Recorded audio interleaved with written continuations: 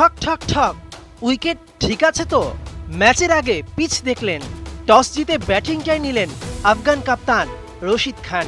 কিন্তু শুরুতেই উইকেট ধরে খেলার স্ট্র্যাটেজিটাই ভূপাতিত করল আফগানদের। কোচ ডোয়াইন ব্রাভোর কপালে চিন্তার ভাঁজ। সুপার 8-এ কোনো ম্যাচ না জেতা বাংলাদেশ শেষ ম্যাচে নির্ধারিত ওভার বা রানে জিতলে অস্ট্রেলিয়া আফগানদের টপকে সেমিফাইনালে উঠবে। ক্রিকেটকে গৌরবময় অনিশ্চয়তার খেলা বুঝি এজন্যই বলে।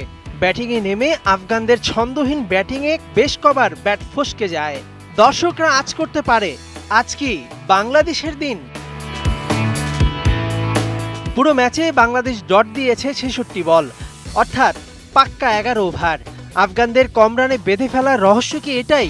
বেশ কিছু হাফ চান্স ক্যাচ ফুল চান্স করতে পারলে আরো কম রানে বেঁধে রাখা যেত। ম্যাচের শেষ বলেই মাঠে গড়ায় বৃষ্টি। বোধহয় আফগানদের প্রার্থনাই সৃষ্টিকর্তা শুনছিলেন। আফগানিস্তানের ব্যাটিংয়ের সময় বাতাস ছিল একদিকে, বাংলাদেশের ব্যাটিংয়ের সময় তা চলে গেল অন্যদিকে। ভেজা আউটফিল্ডে রানের গতি কমতে থাকলো। দলকে বিপদে রেখে আবারও গোল্ডেন ডাক সাকিব আল হাসান। লঙ্কান হাতুরুর চক্ষু ছানা বড়া। বাংলার ব্যাটাররা তো রিস্ক নিলই না, বরং গুরুত্বপূর্ণ ম্যাচে করলো ঘুমিয়ে ঘুমিয়ে ব্যাটিং। এই ম্যাচ হারলে ইতিহাসের পাতায় সব অর্জন ধুয়ে যেত না, বরং 12 ওভার 1 বলে ম্যাচটা জেতার সাহস দেখাতে পারলে সারা দুনিয়াকে বলা যেত আমরাও পারি। এক লিটন ছাড়া সবাই ছিল আসা যাওয়ার মধ্যে।